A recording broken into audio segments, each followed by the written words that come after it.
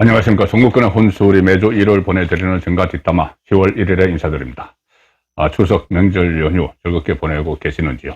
이 추석에는 이 차례상 민심이라는 게 형성이 되죠. 일종의 여론이, 친지들이 모인 자리에서 여론이 형성이 되는데, 4년마다 한 번씩 총선이 있기 전에, 추석, 명절, 이때 차례상 민심이 이 총선 결과를 좌우한다. 그런 말이 지금 여의도 정가에서는 통하고 있습니다. 왜 그러냐면은 최근 들어서 최근에 한 4번의 총선, 4차례 총선 결과를 보면은 추석 때 추석 연휴가 끝나고 나서 지지율 조사, 정당 지지율 조사를 했을 때 그때 지지율 조사에서 앞섰던 정당이 이듬해 총선에서 승리한 경우가 4번 중에 3번이 있었다. 자, 그래서 앞으로 또 설 연휴 때 다시 한번 차례상 민심이 형성이 되지만 그때 그 형성이 설 민심을 거치면서 투표하기 이전에 추석 차례상 민심이 정부를 좌우하는 경우가 많다. 최근 들어서 4번 중에 3번. 그래서 상당히 각 정당도 여론전에 신경을 쓰고 있는데 특히 올해는 추석 차례상 민심에 이재명 이슈가 올라갔습니다. 그런데 당초에는 이재명이 국회 체포동의안이 가결이 되고 영장실질심사에서도 당연히 영장이 발부가 돼서 구속이 된 상태에서 추석 연휴를 맞을 것이다. 그러면 이재명 그리고 민주당에게 큰 악재로 작용을 할 걸로 그렇게 예상이 됐는데 뜻밖의 유창훈 영장판사가 기각을 해버리는 바람에 지금 양쪽 여론이 완전히 갈려버렸습니다.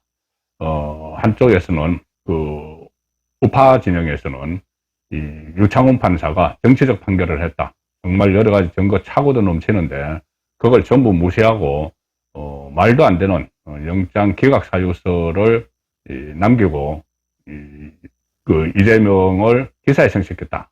이런 여론이 상당히 많아서 오히려 더 민주당에 안 좋은 분위기가 있지만 일부에서는 특히 야당 민주당에서 대대적인 여론전을 펼치면서 검찰의 무례한 수사 이쪽으로 또 몰아가는 그런 분위기도 있기 때문에 이 연휴가 끝나고 나면은 여론조사 결과들이 발표가 될 텐데 그러니까 연휴 전과 후가 어떻게 달라졌는지 그 부분도 지금 주목을 해 봐야 되는 부분이 됐습니다. 정당 지지율은 그러니까 연휴 돌입 전에는 각 기간마다 들락날락했습니다. 어떤 조사에서는 국민의힘이 앞서고 또 뭐 민주당이 앞선다는 여론조사도 있었는데 한국갤럽이 응답원에 의한 조사를 많이 하기 때문에 한국갤럽을 인용을 많이 하죠. 한국갤럽을 기준으로 하면은 연휴 돌입 직전에 정당 지지율이 똑같았습니다.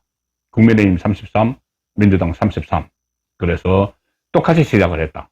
갤럽 기준으로. 그러면 이것이 갤럽이 매주 금요일 여론조사 결과를 발표를 하는데, 갤럽 조사가 어떻게 나올지, 그리고 뭐 갤럽 조사 금요일 나오기 전에라도 다른 여론조사 기관에서 어떤 변동 방향을 나타낼지, 그 부분을 일단 주목을 해봐야 됩니다. 연휴가 지나면은 본격적인 총선 전국이 조성이 됩니다. 이재명 사법 리스크, 재판 리스크, 법원 리스크 여전하죠.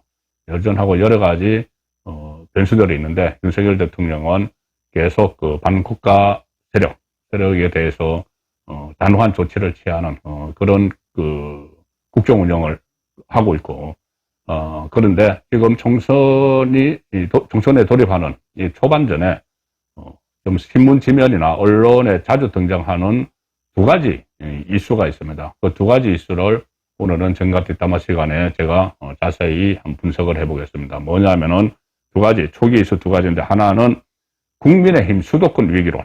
이게 나오고 있죠. 국민의힘 수도권 위기론이 계속 나오고 있습니다. 심지어 국민의힘 안에서도 위기가 있다 없다. 주로 비주류 쪽에서 뭐 윤상현 의원이나 뭐 기붕이나 이런 비주류 쪽에서는 수도권 위기론을 계속 이야기합니다. 그런데 지도부에서는 무슨 수도권 위기론이냐 이렇게 이야기를 하죠. 자, 그 부분을 제가 한번 들여다보고 또 하나는 용산 참모들, 대통령실 참모들이 대거 차출될 것이다. 30명 내지 40명이 차출될 것이다. 자, 이런 이야기가 나오는데 실제로 그런 현상이 벌어질지 이 두 가지 핵심 이슈를 풀이를 해보겠습니다. 여의도 증가에서는 이 두 가지 핵심 이슈를 어떻게 보는지. 첫 번째, 수도권 위기론. 이게 과연 실체가 있을까? 어떻게 보면 실체가 있습니다. 왜 그러냐면은 원론적으로 당연히 수도권 위기론이 있어야 되는 것이 국민의힘 입장에서 이 수도권 위기론이 항상 역대 선거마다 상수였습니다. 갑자기 돌출된 게 아닙니다. 왜 그러냐면은 역대 총선에서 항상 보수 정당 개혁, 보수 우파 정당이 이 수도권에서 졌던 적이 많기 때문이죠. 계속 그 패배를 한 적이 상당히 많습니다. 특히 지난번 최근에 2020년 총선에서는 아주 참패를 했죠. 이건 과거부터 박정희 정부 때부터 전두환, 노태우 정부, 그리고 김영삼 정부를 쭉 거치면서 계속 어떤 이야기가 나왔었냐면은 이 총선과 관련해서 지역별로 이렇게 분석을 할 때 여촌야도라는 이야기가 있었죠. 기억을 하실 겁니다. 여촌야도. 여당은 어떤 농어촌 지역에서 좀 유리하고 야당은 도시에서 많은 국회의원 수를 배출을 한다. 여촌야도 그런 현상이 있었습니다.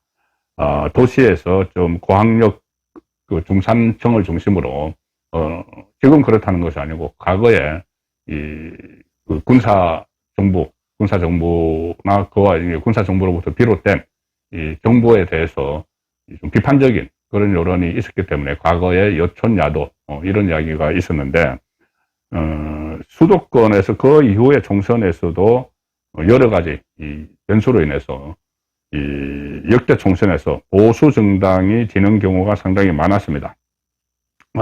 가령 예를 들어서 이 그러니까 수도권 위기는 총선 때마다 늘상 있었다. 보수 정당에서 그렇게 봐야 되는데 2000년대 이후에 6번의 총선이 있었습니다. 2000년에 있었고 2004, 2008, 2012, 2016, 2020 이렇게 6번의 총선이 있었는데 그 중에서 이 수도권 서울, 경기, 인천, 서울, 인천, 경기 여기에서 국민의힘은 6번의 선거 중에서 단 한 번만 이기고 5번을 졌습니다. 1승 5패. 일단 제3당이 선거 때마다 나왔죠. 안철수 대표 국민당도 나왔었고, 국민의당, 그리고 친박연대, 정의당은 계속 나오고, 과거에 창조한국당이라는 것도 있었고 한데, 이 제3정당을 빼고, 일단 국민의힘 계열과 민주당 계열을 딱 비교를 해보면은, 국민의힘이 1승 5패를 했습니다. 1승 5패. 그 기간 동안에, 그러니까 딱 한 번 이긴 선거는, 이명박 정부가 출범한 직후에, 2008년에, 2007년 대선에서 이겨서 이명박 정부가 2008년 2월 25일 날 출범을 했는데, 바로 한 두 달 있다가 4월 달에 총선이 있었죠. 그런데 그때 이명박, 후보는 민주당 정동영 후보를 압도적으로 이겨서 대통령이 됐습니다. 그래서 여세를 몰아서 다음 총선에서도, 이명박 정부의 국민의힘 계열 정당, 보수 정당이 압승을 했죠. 수도권에서도 2008년에는 수도권에서 국민의힘 계열이 81석, 민주당 계열이 43석 해서 73% 대 38.4% 이렇게 해서 압도적으로 이긴 것이 딱 한 번 있습니다. 2000년대 들어서. 그때 또 타운돌이 이런 말도 있었죠. 서울 지역에서 뉴타운 건설 공약을 막 내세워서 대거 당선이 되는 그때 수도권에서 딱 한 번 이긴 거죠. 2000년 이후에 6번 선거 중에서. 그 6번 선거를 전체로 보면은 민주당 계열의 의석 점유 평균 비율이 6번 평균 비율이 무려 60.7%에 비해서 국민의힘 계열의 평균 의석 점유율은 36.9%. 거의 2배까지는 아니더라도 2배에 가까운 그런 차이가 났던 거죠. 자, 나머지는 이제 제3 정당들이 가져가곤 했는데, 그리고 특히 바로 직전 선거, 2020년 총선에서는 참패를 했습니다. 참패. 103대 16. 자, 서울, 인천, 경기 전체 합해서 민주당이 103석을 가져가고, 국민의힘은 16석에 그쳤습니다. 민주당이 85.1%, 국민의힘이 13.2%를 겨우 차지를 했죠. 서울에서도 49개 선거구 중에서 민주당이 40개 선거구를 거의 싹쓸이 했습니다. 국민의힘은 9개. 자, 그렇게 보면은, 여전히 국민의힘이 이번에도, 해서 내년 4월 총선에서 좀 어려울 것이다. 이렇게 이야기를 할 수 있지만은 꼭 그렇지도 않습니다. 왜 그러냐면은 역대 총선의 수도권의 이슈는 지금 현 정권의 중간평가 성격이 아주 강하게 작용을 하죠.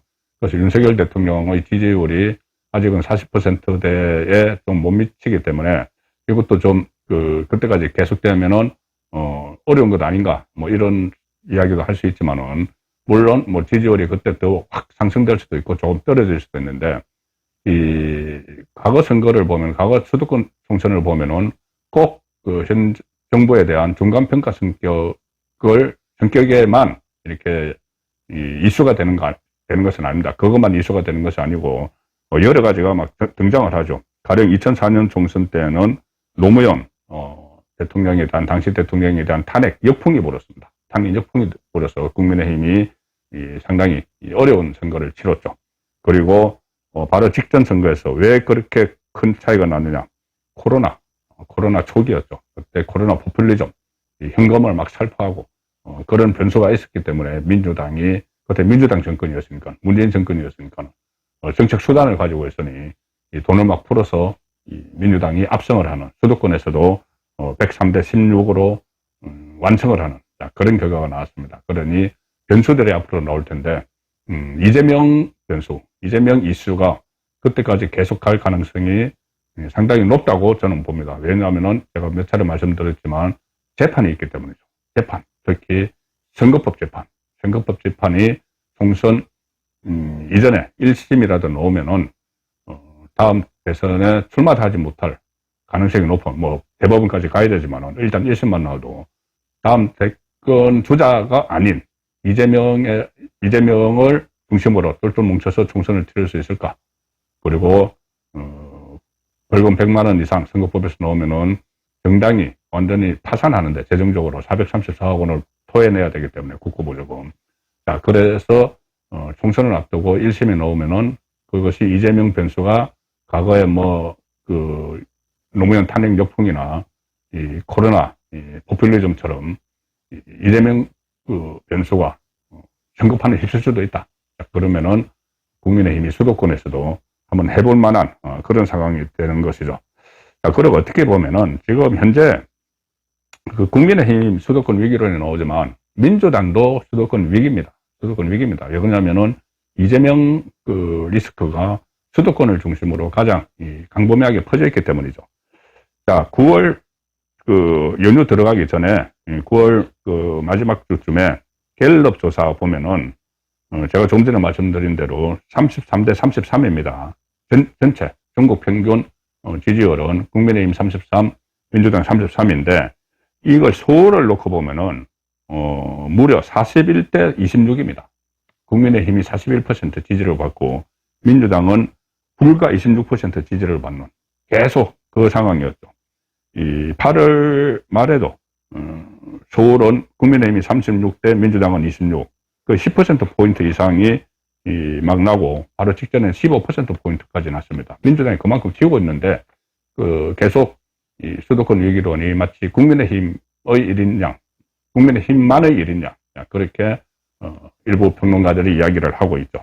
물론 인천 경기 지역은 31, 국민의힘이 31, 민주당이 37, 그래서 오히려 국민의힘이 약간 뒤지는 그런 결과가 나오지만은 서울이 말씀드린 대로 2020년 총선 때 40대 9, 9대 40, 그러니까 국민의힘이 9, 민주당이 40 이렇게 참패를 했는데 서울이 지금 거꾸로 민주당 지지율은 26, 국민의힘은 41 이렇게 되는 상황이니 민주당이 오히려 위기론을 이야기해야 되는 것 아닌가 그런 말도 나옵니다. 여기다가 이 수도권에서 민주당에 대한 이 피로감도 있죠.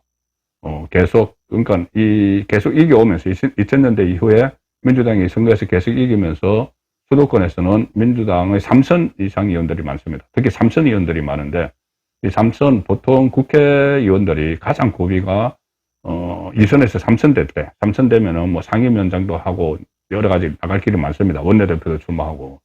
그리고 또 하나가 3선에서 4선으로 올라가는 경우. 이때는 유권자들이 피로감을 느끼기 때문에 잘 안 찍어줍니다. 4선까지 가면 이제 국회 부의장도 하고 나중에 국회의장도 하고 이렇게 되는 거죠. 대표에도 도전을 하고 자, 그런데 이 민주당은 지금 수도권에 삼선 의원들이 상당히 많습니다. 계속 이겼기 때문에. 그런데 이 삼선 의원들에 대한 피로감, 이런 것들이 있죠.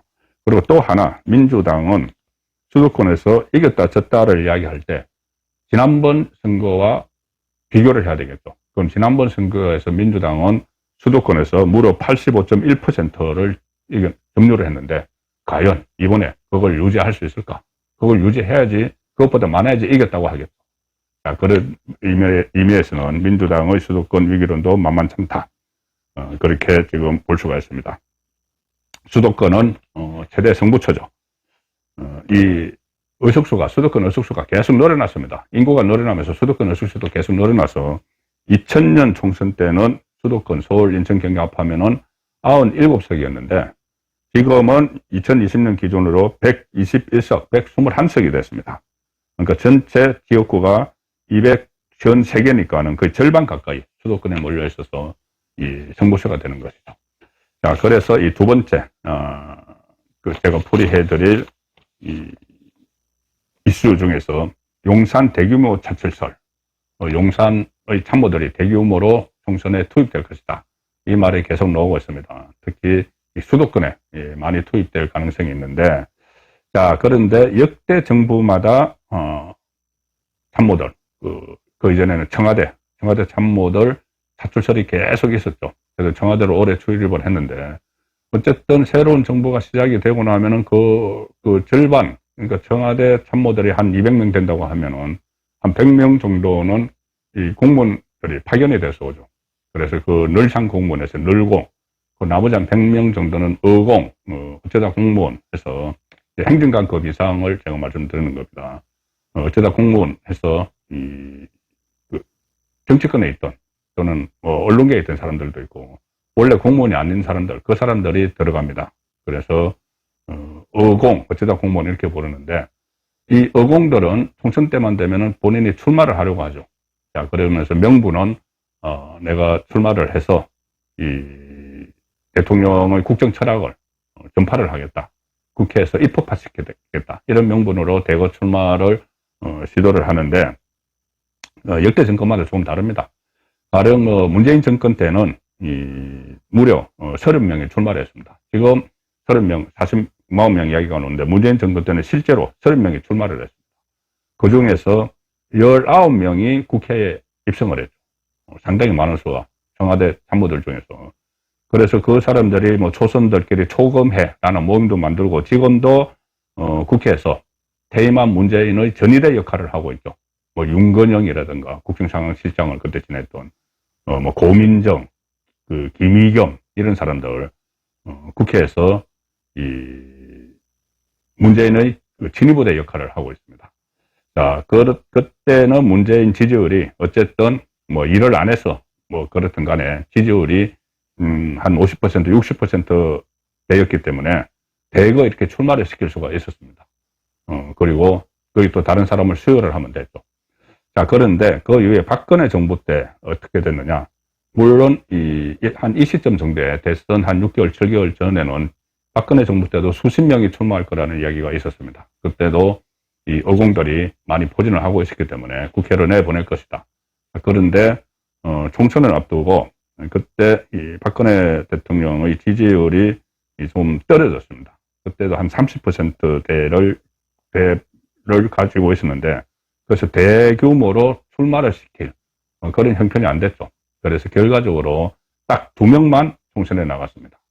대변인을 하던 민경욱 그리고 경호실 차장을 하던 박종준 두 사람인데 민경욱 대변인만 국회에 당선이 됐죠. 그래서 문재인 정부와 박근혜 정부는 상당히 비교가 됩니다. 자, 윤석열 정부는 어떻게 될까? 윤석열 대통령의 지지율도 지금 당시 박근혜 대통령 지지율과 좀 비슷합니다. 총선 한 6개월 전 시점에.